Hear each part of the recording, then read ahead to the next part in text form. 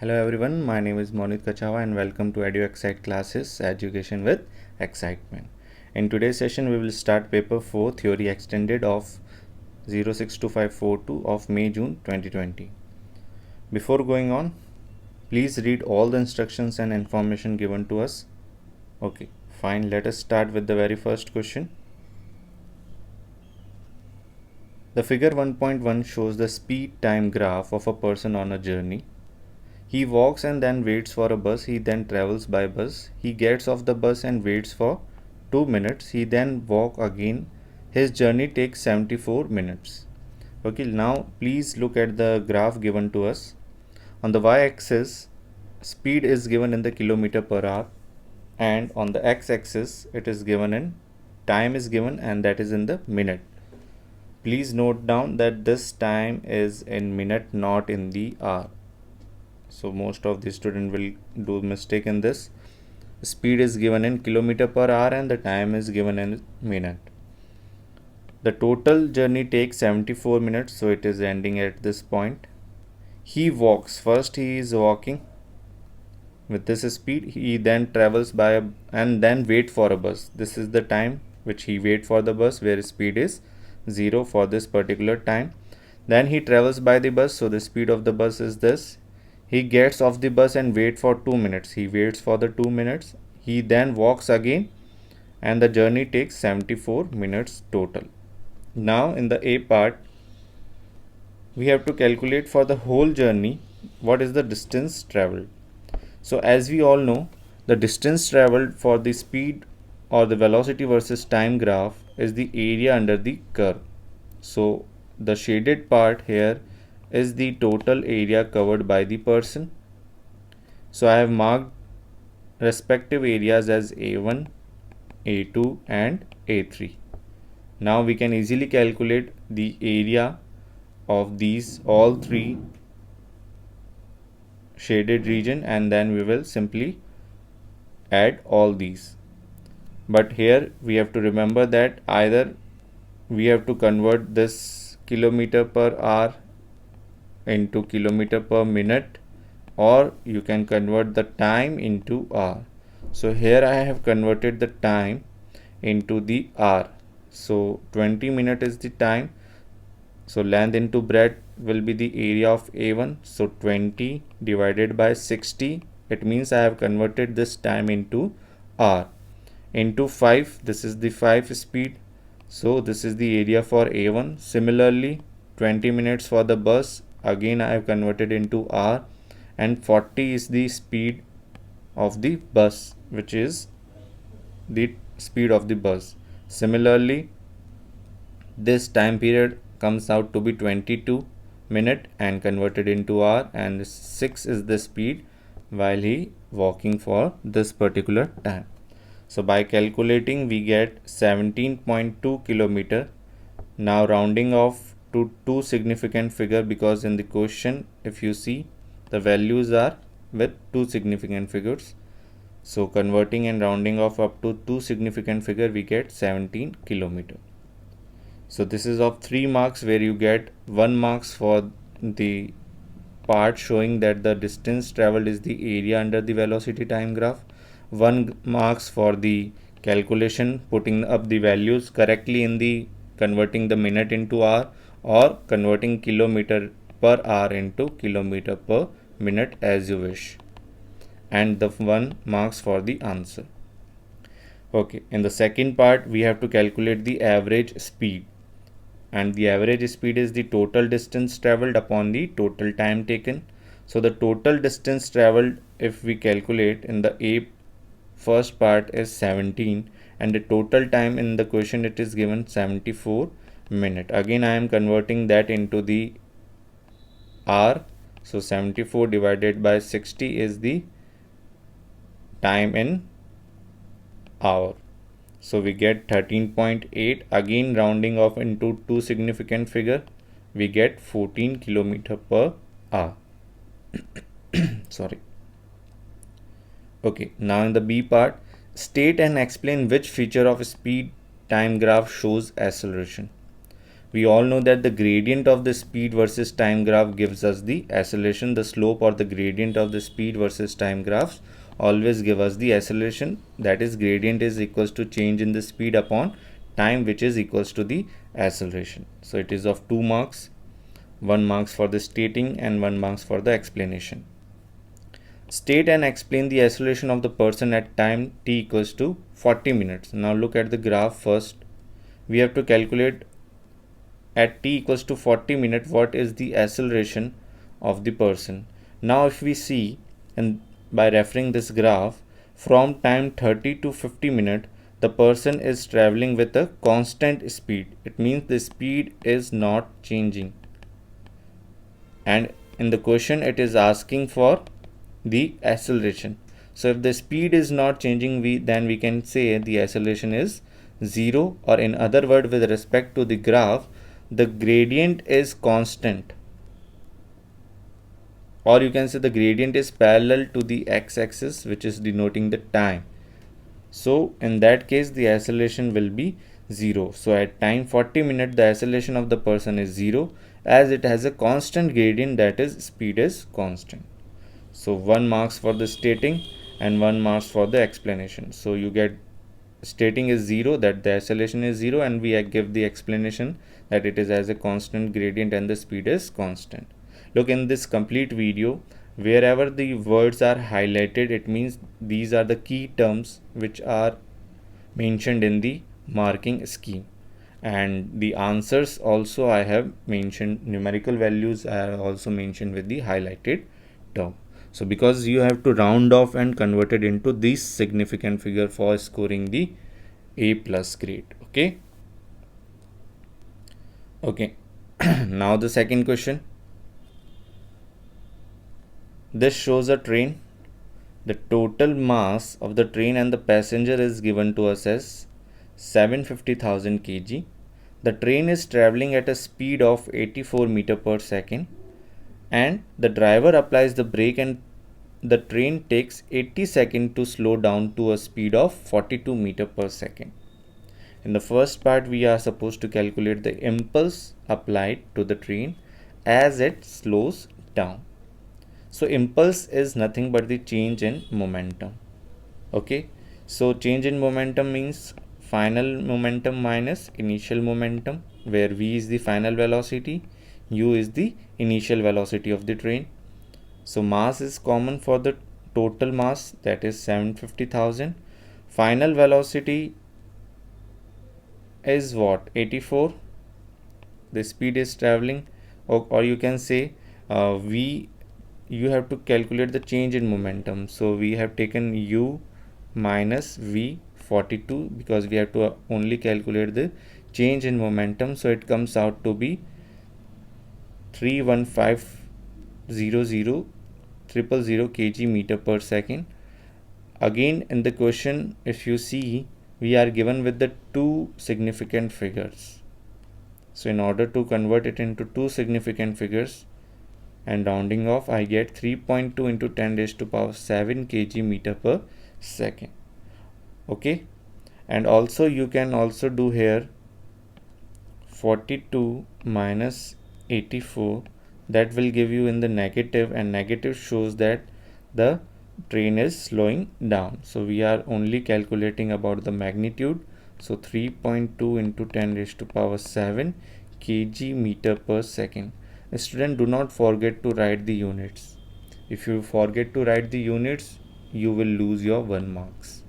So in this, 3 marks are allotted for the first, for the formula, second up putting up the values, and third getting up the correct answer in the correct significant figures. Okay. Now calculate the average resultant force applied to the train. So average resultant force is what in terms of impulses? Impulse upon time. Impulse we have already calculated in the above part, and the time taken is already given in the question is 80 seconds. So by just putting up the values, I get the answer in Newton by rounding off into two significant figure again. So 3.9 into 10 raised to power 5 Newton is the answer for the average resultant force. 1 marks for the formula and 1 mark for the answer. Okay, now the C part. Suggest how the shape of the train helps it to travel at high speed. Now if you look at the figure, this is the shape of the train. Now how it helps to move the train with a higher speed. So if you say if the train is moving in this direction, so the air resistance will oppose the motion of the train, and now the air will get cut off through this streamline shape. So this dimension, or you can say the structure of the train, is designed in such a manner that it minimizes the air resistance or the air friction. So as the shape of this train is streamlined, so it reduces the air resistance or the drag force which helps it to travel at high speed. You have to mention about the shape and which is the streamline, and these are the key terms highlighted that are given in your marking scheme. Okay, fine. The D part. The train took 80 seconds to reduce its speed from 84 meter per second to 42 meter per second. Explain why with the same braking force the train takes more than 80 seconds to reduce its speed from 42 meter per second to 0. We have to explain why with the same braking force the train will take more time than to reduce from 42 to 0.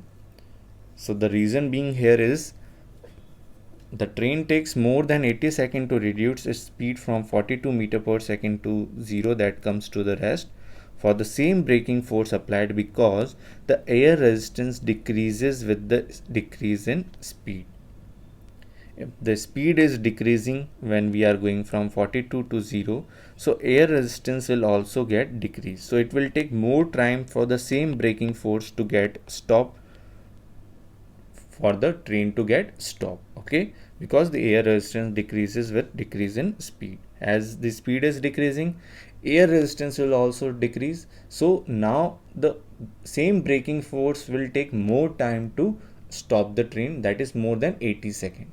As in the previous case, the speed is high, so the air resistance is also high, which helps the braking force to stop the train with the same difference. That is, here is also 42 meter per second the speed is decreasing, and here also 42 meter per second the speed is decreasing. Okay, fine. In the last part, on a wet day the train travels a greater distance before it stops along the same track. The train has the same speed 84 meter per second before the brakes are applied. Now there is a condition given that on a wet day the train travel a greater distance before it stops. So this is only why this is so, because due to less friction between the rails and the train, on a wet day it travels a great distance, because friction is acting less on a wet day between the rails and the train. So the if friction is less, so it will take more time, or it will travel greater distance to stop from 84 meter per second to a respective speed. So this is all about the question number 2. Now question number 3.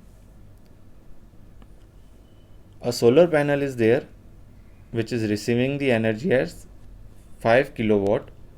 The thermal energy transferred from the solar panel to the water is having an efficiency of 20%. The cold water of the mass is 15 kg, which is entering the solar panel every hour, and the specific heat is given to us as 4200 joule per kg degree centigrade. So now we have to calculate the temperature increase in the water, and it is of 4 marks. So first we have to calculate the energy transfer to the water in 1 hour to the solar panel, because it is working at an efficiency of 20%. So we can say energy is equals to power into time, and it is having some efficiency. So how much energy is transferred? It is already given, 20% of the energy is transferred, and the energy is power into time. Power is also given, and every hour means we have to convert it into second, that is 3600 second. So by putting up the values, efficiency, power and time, I get the value in two significant figures as 3.6 into 10 raised to power 6. Why two significant figure? Because if you see in the question, I am always given two significant figures in the question. Okay, now this energy, we have to calculate the temperature increase in the water.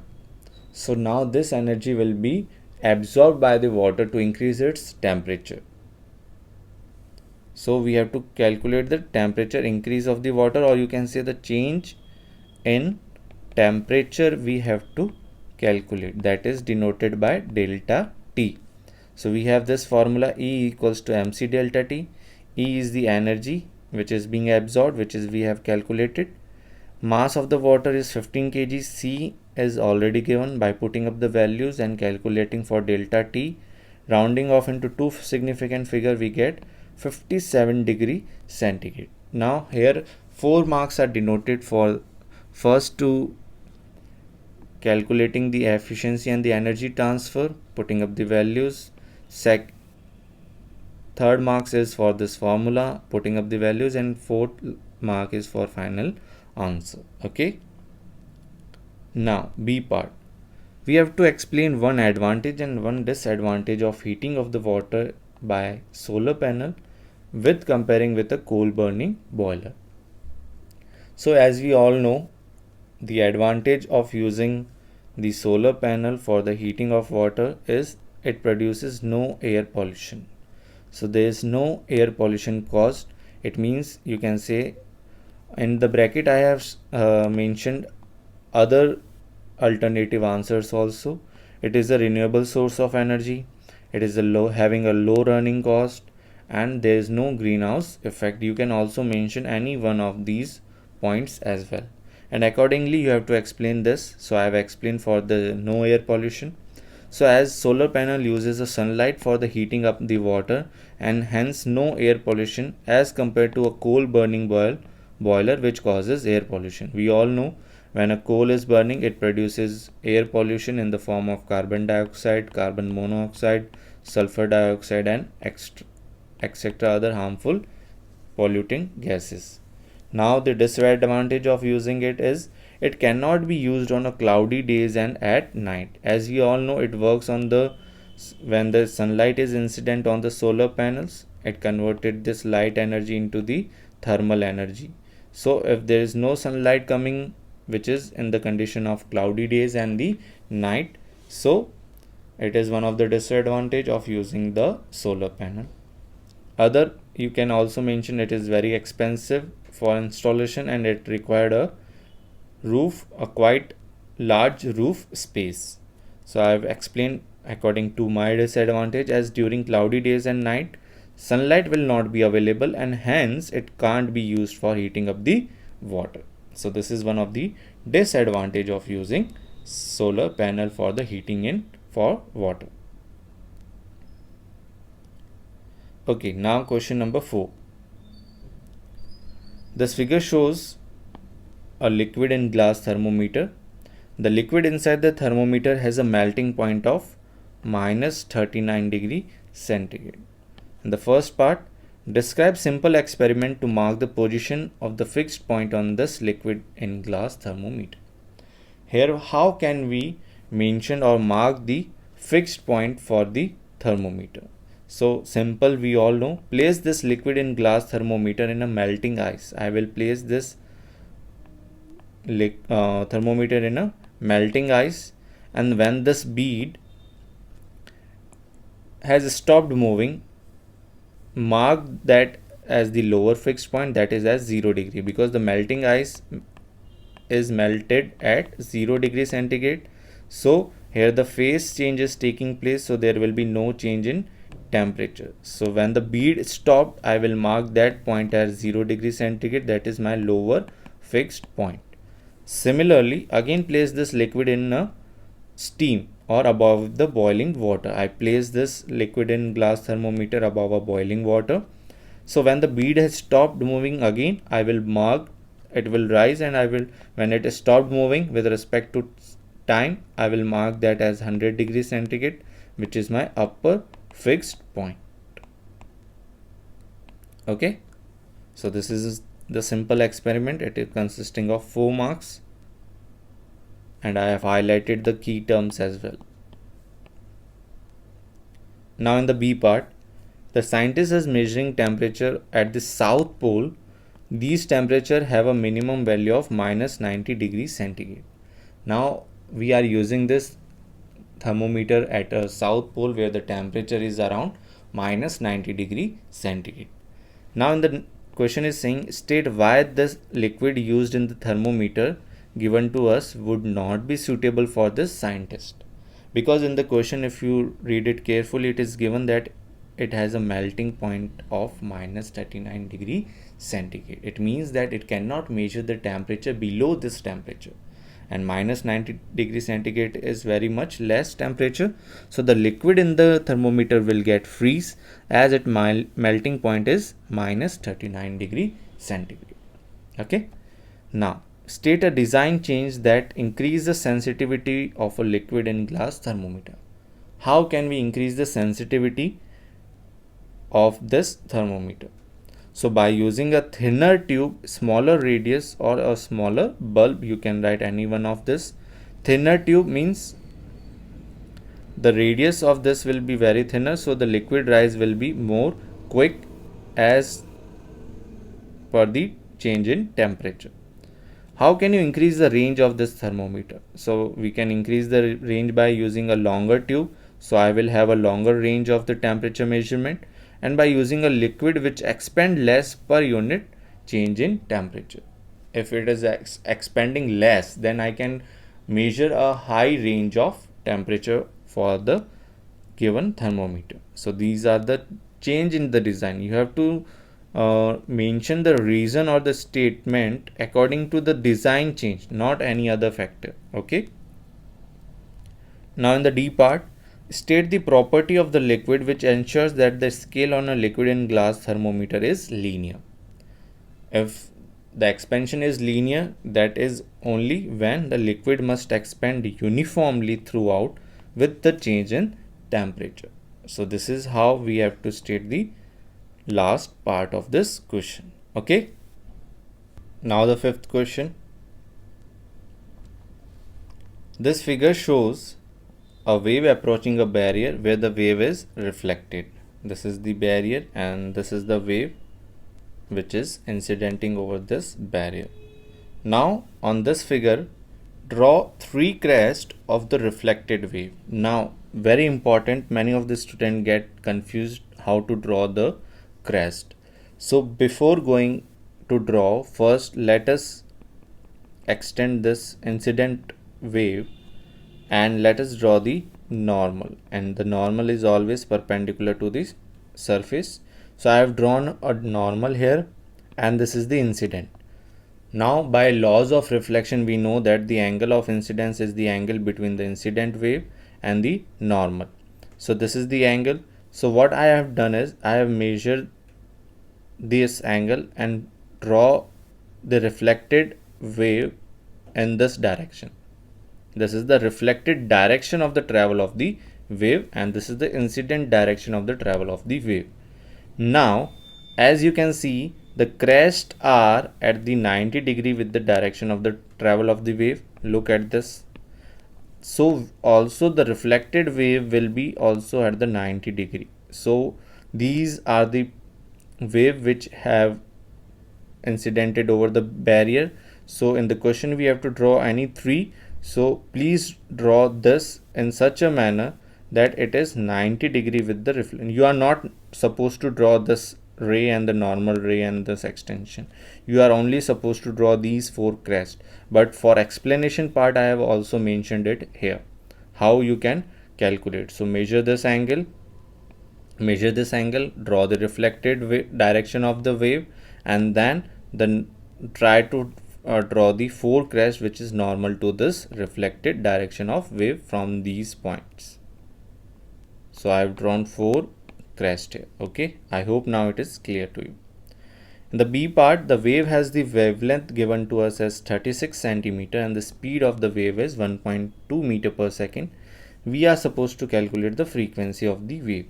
So by the wave equation, the speed of wave is equals to wavelength into frequency. Just putting up the values. Please mention that this 36 centimeter, this is in centimeter, you have to convert it into meter. So I have directly written the value by converting it into meter. So 1.2 into, this is the wavelength and the frequency. Now okay, I have already written frequency equals to speed divided by wavelength. So speed is 1.2 meter per second and wavelength is 0.36. So we get 3.3 hertz and two significant figures. 1 mark for the formula, 1 mark for the conversion and putting the right values in the equation, and 1 mark for the final answer. In the C part, complete the following sentence. An echo is the name for a reflected sound wave. We all know it is the reflected sound wave which is named as the echo. The wave that form an echo are a type of longitudinal wave, and the longitudinal waves are made up of dash and rarefaction. So longitudinal waves are, we all know, are having compressions and rarefactions. Okay. Now the sixth question. This figure shows an arrangement of a glass prism inside a box. The angle of the prism are 45, 45 and 90 respectively. 45, 45 and 90. So it is a right angle prism. This is a device used to view objects that are behind a wall. This is a wall and let us say there is an object here. So this box is used to view an object that are behind the wall. The incident of the ray of light undergoes total internal reflection. It is given in the question that this light will go total internal reflection in the prism. Now in the figure 6.1, complete the path of the ray through the device and show that the ray as it emerges from the box. We have to just complete the path how it emerges out of the box. So this is the incident light and this is the normal at this point. So the angle of incident will be angle of reflection because that is going total internal reflection in the prism. So I just draw a line. Here also at this point I have drawn a normal, measure this angle, again draw a reflected ray from this point with the same angle by obeying the laws of reflection. So you will get an emerging out of the ray at the eye, or you can say at the observer. So this is of 3 marks. Please note down, you are supposed to draw the arrow as well and a complete correct ray diagram. Okay, now in the B part, show that the refractive index of the glass with the critical angle of 45 degrees is 1.41. So critical angle is the angle of incidence where the angle of refraction is 90 degree.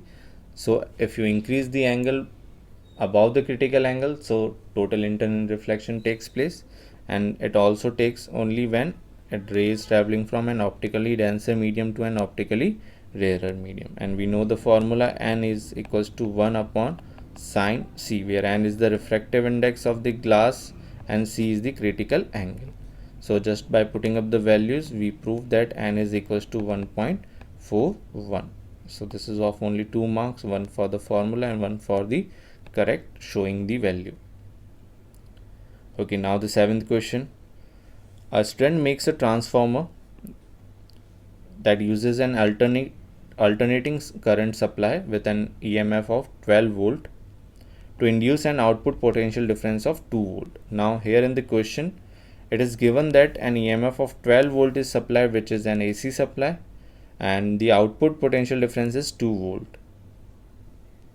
The student is provided with 2 lengths of insulated wire and a U-shaped piece of iron that is shown in the figure.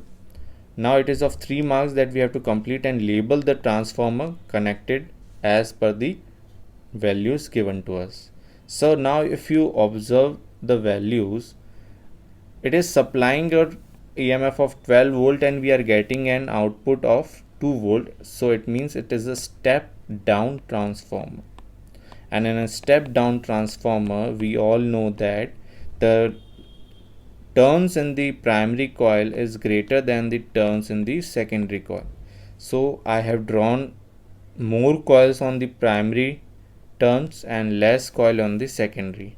And the primary coil, I have given an EMF of alternating supply. This is the symbol for the AC supply having a 12 volt as per the question, and on the secondary I am getting an potential difference of 2 volt and mentioning that this is the primary coil and this is the secondary coil. So you get 3 marks complete, one for the number of turns correctly mentioned, one for the primary and the secondary coil labeling, and the third for the correct potential and the EMF for the primary and the secondary. Explain the function of the piece of the iron in the transformer. Yes.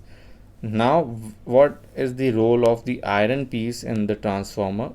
As it links the magnetic field of the primary and the secondary coil, it links the magnetic field between the primary and the secondary coil. Also, the iron piece helps in better electromagnetic induction. So we all know that transformer works on the phenomena of EMI, that is electromagnetic induction. So this iron material or the iron piece helps in better EMI and better linkage of magnetic field between the primary and the secondary coil. Okay, now in the third part, the output of the transformer is connected to a lamp, and the lamp is having a current of 100 milliampere. The transformer is 100% efficient. Calculate the input current to the transformer.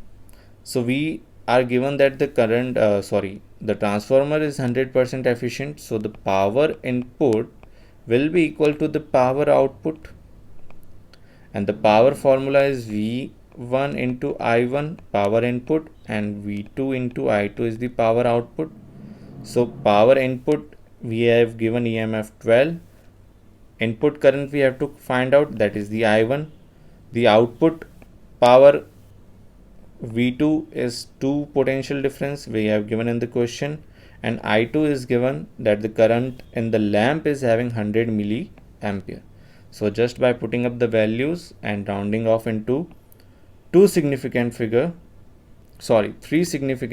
because in the question it is having 3 significant figures. So we get the value of 0.017 ampere. Okay, now in the B part, another transformer is used in a school laboratory to step down a main supply with a potential difference of 110 volt to 12 volt. The transfer is mounted in a metal case. State and explain an essential safety feature required for this arrangement. Now, what are the safety measure requirement for this type of arrangement? As we all know that metal case must be earthed, because you are using the transformer which is mounted by a metal case and it is a good conductor of electricity.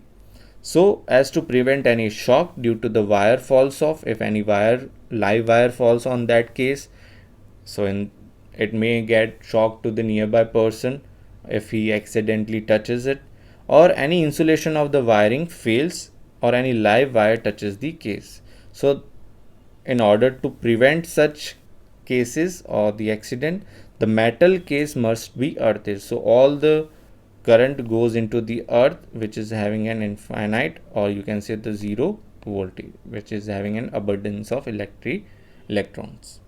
So all the current will go through the earth, and the person or the whosoever accidentally touches the case will not get the electric shock. Okay, now the 8th question. A light emitting diode is a diode that emits light when there is a current in it. We all know. Draw a circuit diagram, show an LED connected so that it is lighted in series with a battery and a fixed resistor. Use standard electrical symbols. So we have to draw an electric circuit diagram showing an LED which is lighting up in series with a battery and a fixed resistor. So in order to light up the LED, it must be in the forward bias, and that is possible when the base of the LED is connected with the positive terminal. So it is connected in series with the battery. I have mentioned this as the battery, positive and the negative, and the current is flowing from positive terminal to negative terminal. This is the light emitting diode, and it is emitting light, and the current goes to the fixed resistor. This is the symbol of resistor coming back. So this is the complete circuit diagram. Look, it is of 4 marks. 1 mark for the correct position of the battery and LED, 1 mark for the correct symbol of LED, resistors and the battery, and the closed connection and the mentioning of all the symbols. Okay, now the B part. The potential difference across the LED when light is 3.1 volt and the current in the LED is 0.030 ampere. Calculate the value of the resistance of the LED when it is lighted. So by using the Ohm's law, V equals to IR. So R will be equals to V by I. So the current potential difference across the LED when lighted is 3.1. We have to calculate the resistance of the LED only. So V by I current is 0.03. Putting up the values, we get 103.33 ohm. So by converting it into 3 significant figures and rounding off up to 3 significant figures, so we get 100, as 3 is less than 5, so it gets to 0, and we get 100 ohm as the resistance.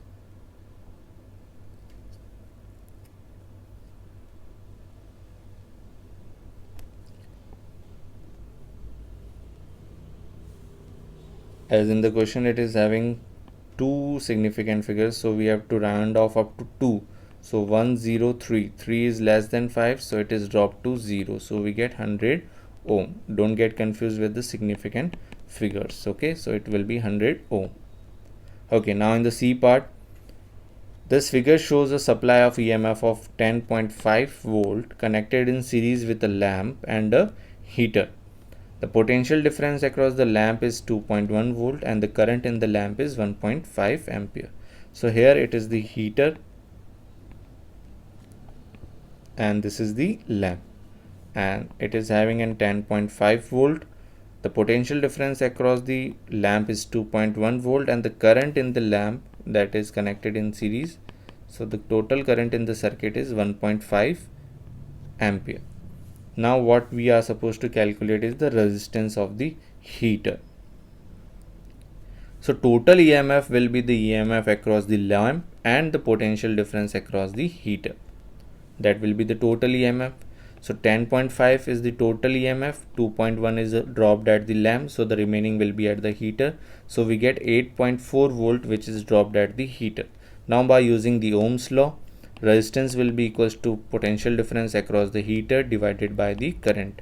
The current will remain same because they are connected in series combination. So I mentioned this also. So by putting up the values, 8.4 divided by 1.5, you get 5.6 ohm as the resistance of the heater. Now power of the heater, power formula is V into I. V we have already calculated in the first part, that is 8.4. Current is same, that is 1.5 ampere. Putting up the values, we get the answer 12.6 watt. Please also note down the units as well. Okay, now the 9th question. We have to complete the truth table for the AND gate. So we know that it is just opposite of the AND gate. AND gate is similar to your series combination, that is when both the switches are closed, that is 1 input, then only we get 1, otherwise in all other cases we get 0. So here it will be inverse of that. So 0 and 0 AND gate will give us 0, so AND will gate give us 1. Similarly 0 and 1 will give us 0, but the AND gate gave us 1. That is just reverse of it. 1 and 0 gives us 0, but here we get 1 because of an AND gate. 1 gives us 1, but we will reverse the output, so we get 0. So 0 is the desired output of the AND gate. Okay, now in the figure 9.1, there shows two different types of gate labeled as X and Y. And this shows the partially completed truth table of this complete circuit. Now we have to complete the truth table. Now if you look, A and B are the inputs. First let us consider for the C. So 0 and 0 we are getting 0 at C. So 0 and 1 we are getting 1. 1 and 0 again we are getting 1, and 1 and 1 we are getting 1. So definitely our X is representing an OR gate, because that is the truth table for the OR gate. Now if we calculate for the D, which is going for Y, so 0 0 we are getting 0, 0 1 we are getting 0, 1 0 we are getting 0, 1 1 we are getting 1. So we are getting output 1 only when the input, both the inputs are 1. That is the possible case of AND gate. So the respective Y will be our AND gate. So X similar. Now let us check for the X. C is 0, D is 0, and this is a OR gate. Please remember, this is also the X, which is representing the OR gate. So for the OR gate, 0 and 0 will be 0, 1 and 0 will be 1. For the OR gate, 1 and 0 again 1, 1 1 again 1. So we get the output, or we have completed the table 9.2 at 0 1 1 1. Okay. Similarly, name the logic gate of the Y. So Y is having an AND gate, so I have mentioned it as AND gate. Complete the truth table of the 9.2, that is we have already done. Okay, now the C part. The current of 3 ampere in a copper wire. Calculate how many electrons pass through the copper wire every 60 seconds the charge on an electron is given to us. So we know that the electric current is the total electric charge flowing per unit time, and so Q is equals to I into T, where I is the electric current and T is the time. Also Q total charge is equals to number of electrons into charge on one electron. So the number of electron which passes will be equals to I into T divided by E. Now just putting up the values, current is 3 ampere, time is 60 seconds, and the charge of one electron is 1.6 into 10 raised to power minus 19.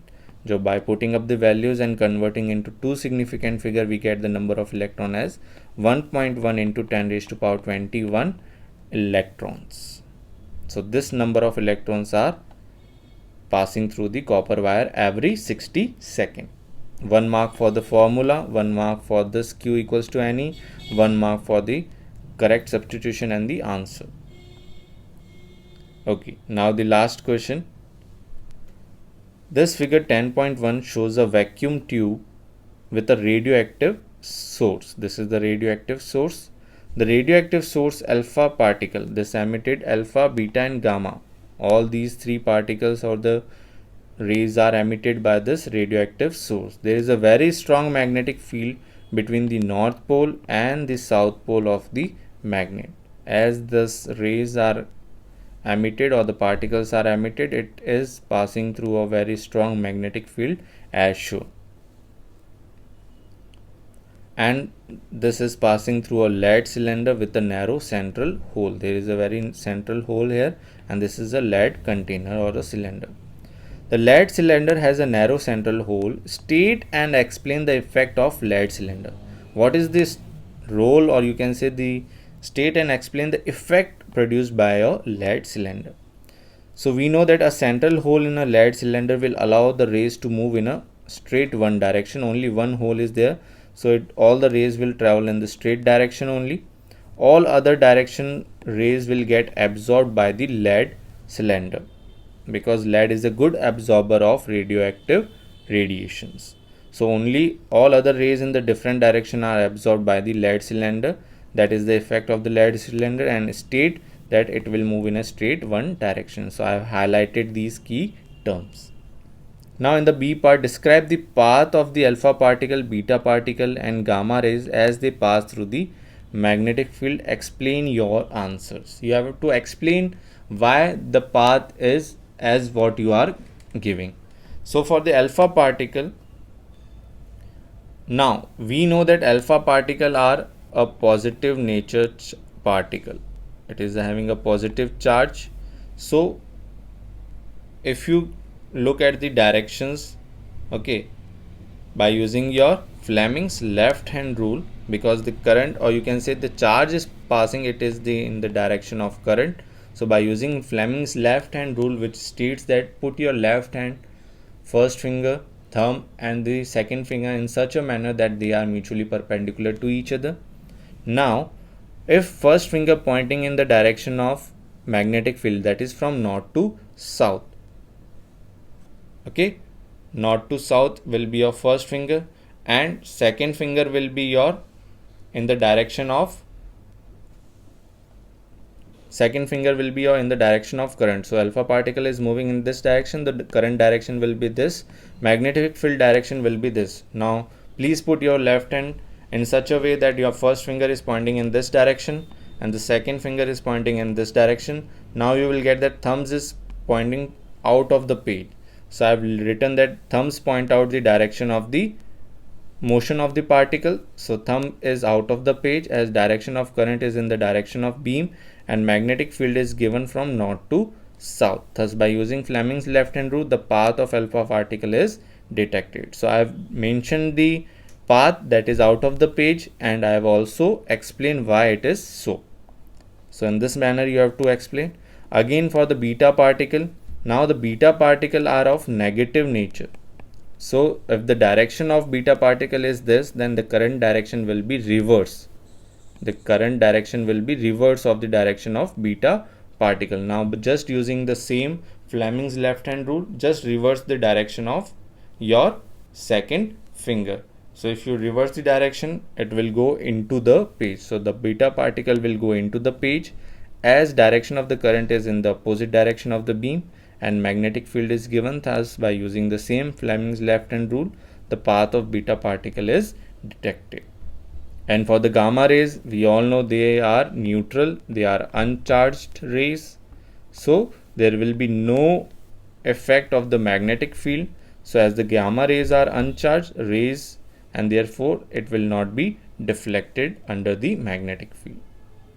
So this is the reason for the path as well as explanation for the answer. So we have completed for the 062542 May June 20.